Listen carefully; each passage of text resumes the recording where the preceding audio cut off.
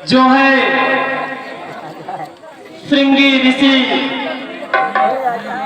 चारों वेदों के ज्ञाता, उन महान पुण्य आत्मा की कृपा से पुत्रेष्ठ यज्ञ मेरा संपन्न हुआ और मुझे इंद्र भगवान ने अग्निदेव को आदेश दिया कि जाओ पुत्रेष्ठ यज्ञ में संपन्न होते ही खीर दे आओ। तो ये पायस है, पायस अर्थात खीर है, जो कि इंद्र जी के आदेशानुसार अग्निदेव मुझे देने हेतु आए हैं और अभी तक बांदी आई नहीं है। बांदी को आप तक आ जाना चाहिए था। मुझे संदेश भिजवाए, कितनी देर हो गए। माताएं बहनें राम जन्म नहीं देखेंगी क्या? क्यों अम्मा? अरे बहनों, पुत्र जन्म की खुशी तो सबसे ज्यादा माताओं को होती है। क्यों मुख मोड़े चले जा रहे हो? क्यों दामन छोड़े चले जा रहे हो? जन्म भी देख लो। ये माया मोह यह तो चक्रव्यूह है जिसमें हम फंसे हुए हैं, घर की चिंता सताए है। अरे बांदी रही आई, सुमंत जाके देखो बांदी को क्यों लेट हो रहा है।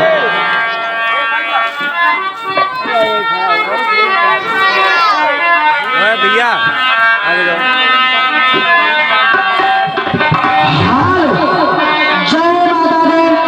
जय माता दी।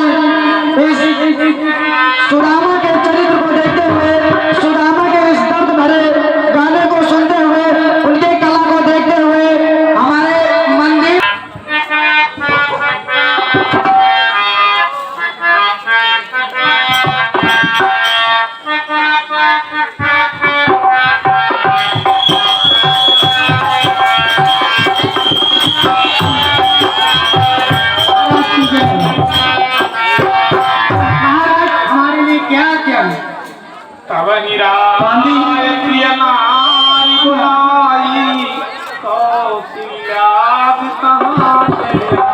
मेरे हृदय में वास करने वाली मेरी रानियों को इस शाही दरबार में बुलावा भेजा जाए।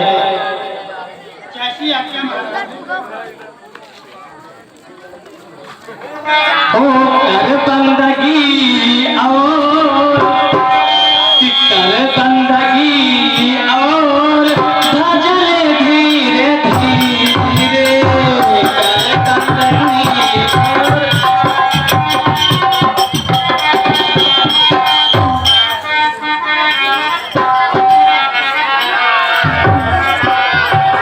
मेरी प्यारी रानियों,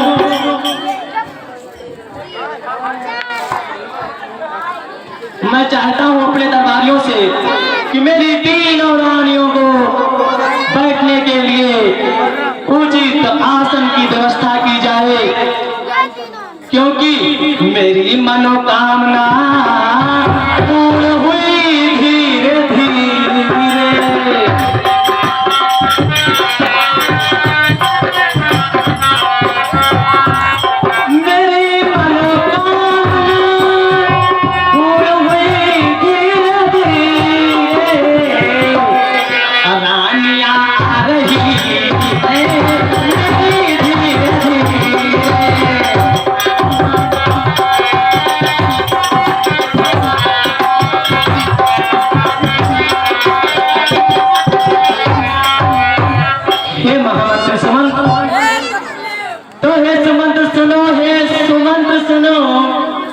और इंद्र ने खीर भिजवाया है कि इंद्र ने पायस भिजवाया है, और यहाँ तक पहुँचाने हेतु अग्निदेव आया है।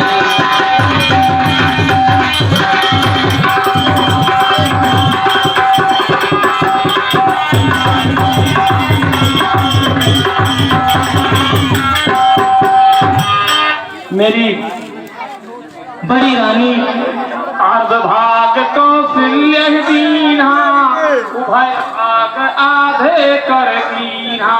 मैं अपनी बड़ी रानी कौशल्या जी को सही ये आधी खीर देता हूँ, आप इसे खा ले। इसे खाते ही श्रृंगी ऋषि जी के कथनानुसार आपकी गोद हरी भरी हो जाएगी। इसलिए हे प्रिय रानी, हे कौशल्य, लो आधा खीर आप प्रसाद रूप में पुत्रेष्ठ यज्ञ का प्रसाद है, इसे आप ग्रहण करें।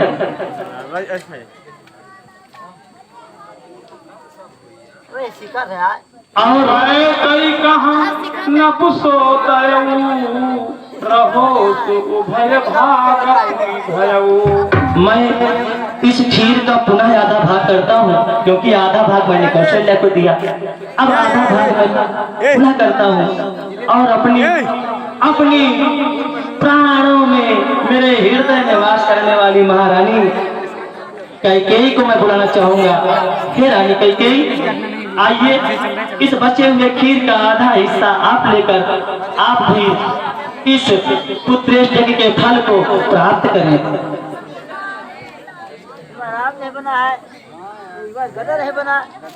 और कौशल्या कर कही हाथ धरी दीन सुमन कहीं मन प्रसन्न करी। और मैं इस बचे हुए खीर के पुनः दो भाग करता हूँ और आधा भाग अपने प्राणों में बसने वाली रानियों कौशल्या और कैकेयी को पुनः देता हूँ। तो मैं चाहता हूँ कि कौशल्या और कैकेयी पुनः आए।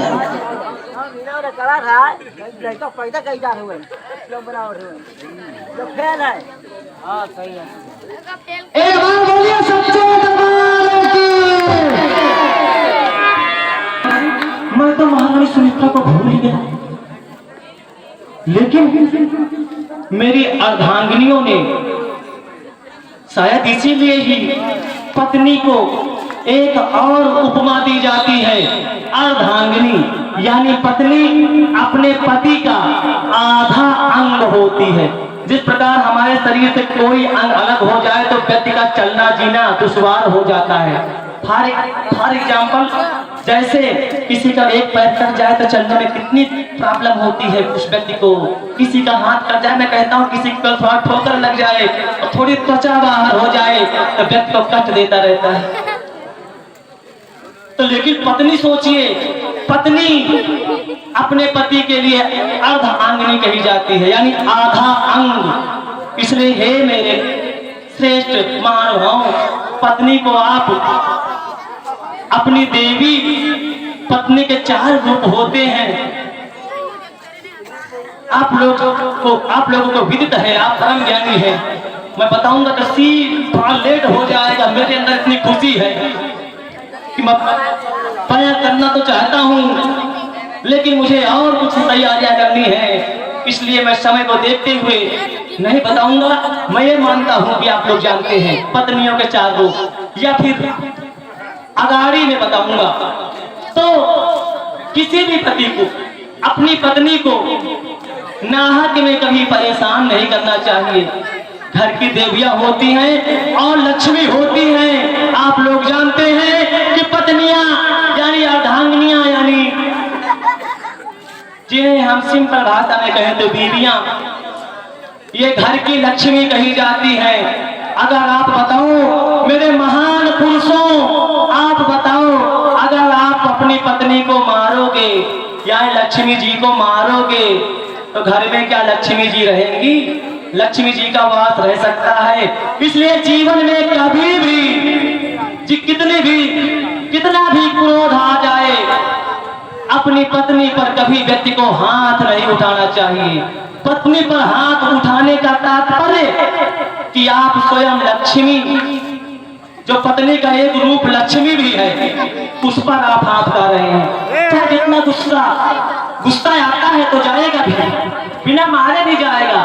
आप बैठकर कमरे में आराम से समझा देंगे, समझ जाएंगी। अगर आपके समझ में कोई जिस समस्या का हल समझाने से नहीं निकलता,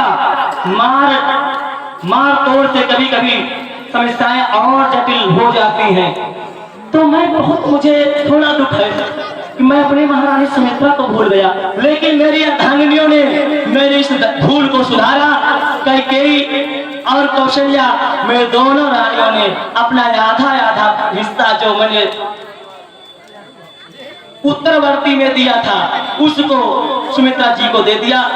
अब मैं चाहता हूँ कि मेरी रानियां अपने अपने महल में जाकर आराम करें।